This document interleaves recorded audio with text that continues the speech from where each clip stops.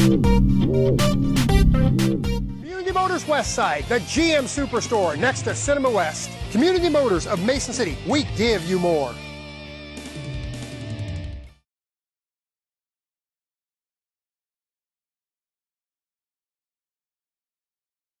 Mason City Council. Anybody in the public has up to 5 minutes to speak on any subject. And Mr. Anderson.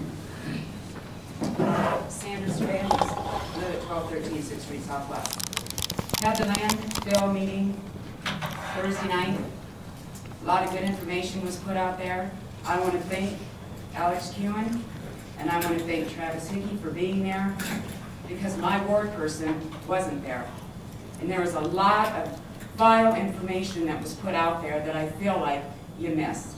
Whether you can watch it on North Iowa Today is not the point. The point is the atmosphere in that room is also very important.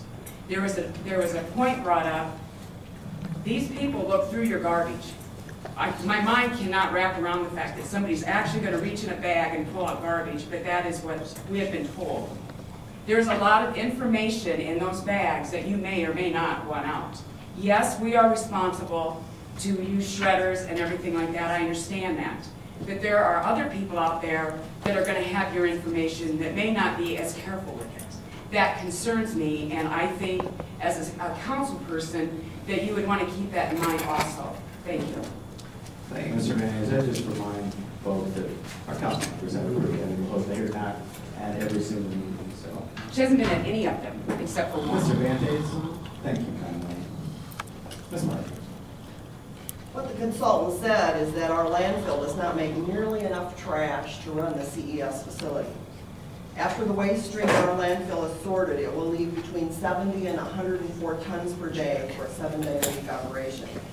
The plant proposed for Green Bay, which Mr. Yavorski continually references, will use exactly the same machines as the plant proposed for Mason City, but it will process 150 tons of trash and it will make 4.6 megawatts of power. They already tested their plant.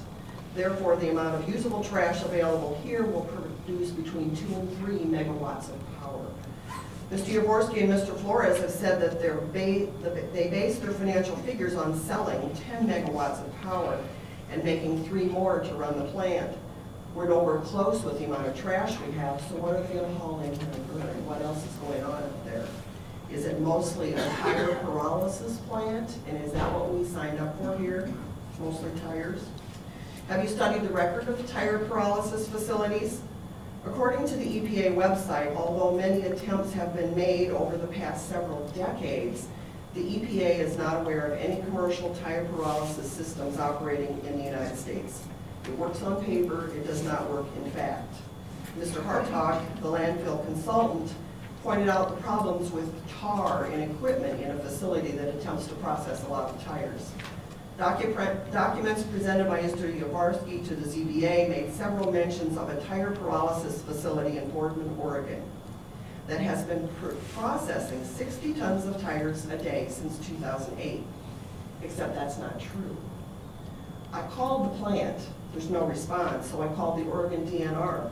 They said the plant was constructed and completed in 2008, but it's still not operational. The original investors have sued. There was also references to a plant in Knoxville in Yavorski's documents. I called Knoxville DNR, they said they don't have any record of any permits for any facility like that. Tacoma, Washington, tire pyrolysis, there's no plant. The landfill consultant had great concerns about safeguards for the landfill and economic assurances for the landfill. We've got a good operation out there. This is very risky. He also studied the situation and said CES would maybe extend the life of the landfill for 25 or 30 years, but not the 400 years that Mr. Flores suggests. I talked with people who had experience with companies like CES trying to locate plants. They said the companies usually come in with grand promises and then try to ram the project through quickly. That sounds familiar.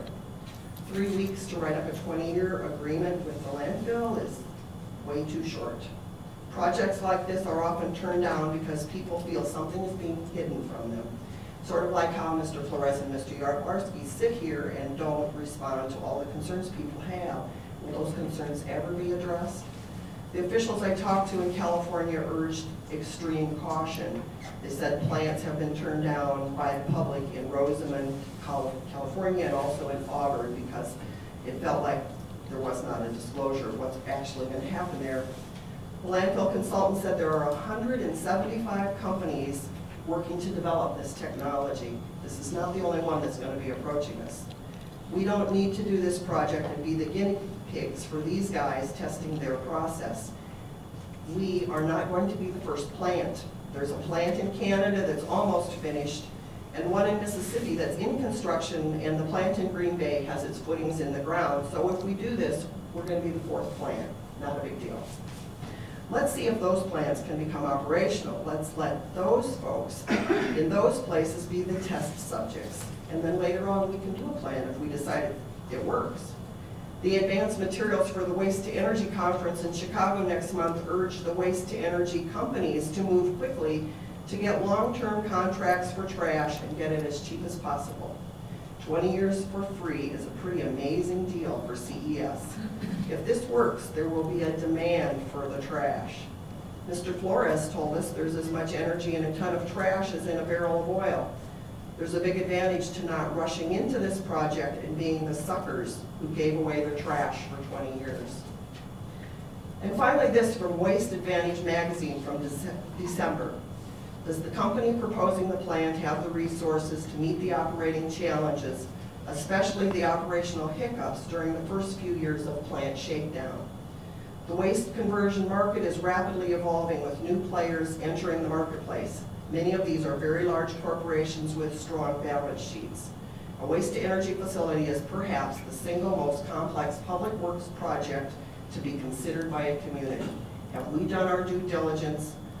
The feasibility assessments for these projects should be undertaken in a methodical way. Thank you, Ms. Hardy. Anyway. Anybody? All right. Seeing none, we're adjourned. Thank you.